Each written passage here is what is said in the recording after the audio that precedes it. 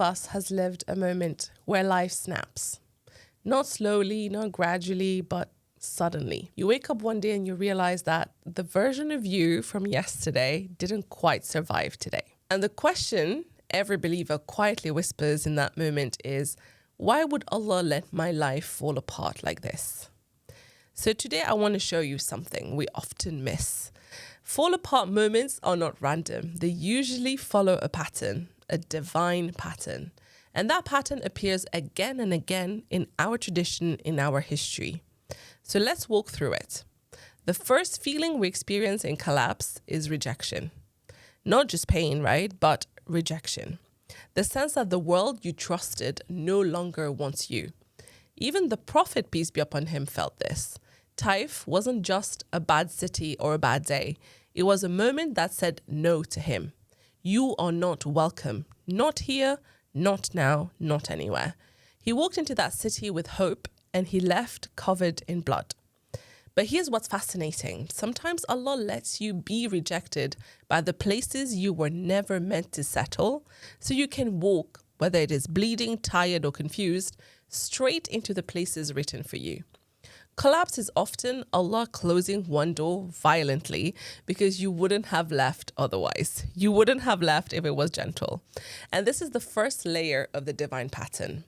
But collapse doesn't stop at rejection. It also moves inward. The external world pushes you out, and suddenly your internal world starts trembling too.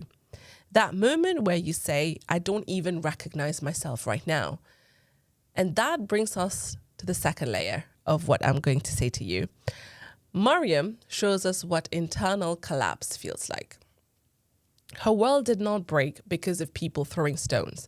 Her world broke because of the weight of expectation, the pressure and the fear. She wasn't harmed physically, she was crushed emotionally. So crushed that she whispered to God, I wish I had died before this. That's internal collapse, the quiet kind, the one no one else sees. But here's the connection back to Taif. Taif shows us the collapse that comes from people. Maryam shows us the collapse that comes from the self. Yet both moments unblock the same response. Allah doesn't shame you for breaking. He supports you inside the breaking. And he didn't tell Maryam, be strong, right? That's not what he said. He told her, eat, drink, rest. He gave her provisions inside the breakdown, which means that collapse is not a failure of faith. Not at all. It's often the doorway to divine nourishment. But there's also another stage here, a much deeper one. Because sometimes collapse isn't outer or inner. It's also existential, a complete disappearance of direction. And that is where the story of Yunus connects us. Yunus didn't lose a city like in Taif. He didn't break under the pressure like Maryam. He just disappeared into darkness, inside darkness, some would say, inside a whale, in complete isolation. But look at how all these three stories mirror one another. In Taif, the Prophet was rejected by people. In Maryam's moment, she was overwhelmed by emotion. In Yunus's moment, he was completely alone. Three collapses, three types, but one common theme. Collapse doesn't mean Allah left you. Collapse is often the moment Allah forces you into a space where you finally hear Him again. The belly of the whale wasn't a punishment, it was a reset. This is the moment many people recognize today. You're surrounded by the world, yet completely alone. And suddenly the dua of Yunus becomes the anthem of every person in a spiritual freefall. Now, here's the beauty of the pattern. Collapse ends not when the situation changes, but when you change inside it. Which brings us to Ayub, the final stage of collapse. Ayub didn't lose his city like Taif. He didn't face society like Maryam. He didn't face isolation like Yunus. Ayub faced everything at once. He had to struggle with health, wealth, family, community, reputation.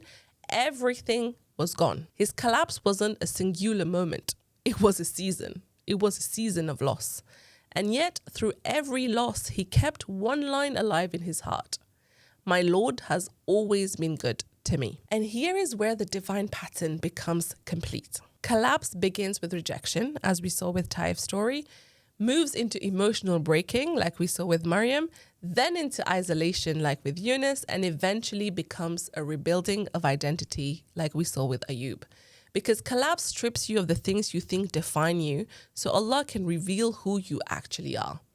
Ayub didn't come out of collapse with the same life. He came out with a restored life and a transformed soul. So when everything falls apart, remember this one thing. Collapse comes in layers, yes. Rejection, emotional breaking, isolation, and maybe even identity rebirth. And the pattern repeats itself in every generation, in every life, in every believer's journey. If you're in that moment right now, you are not cursed, you're not abandoned, you're not forgotten, and you are not alone. You are in the early chapters of a divine pattern that has never failed anyone who lived it with sincerity. Your collapse is not the end of your story. It is the point where Allah starts writing a new one. Does that make sense now? I hope you found this episode educational and useful, and I will see you in the next episode. In the meantime, I hope that you're having a wonderful and fulfilling Ramadan.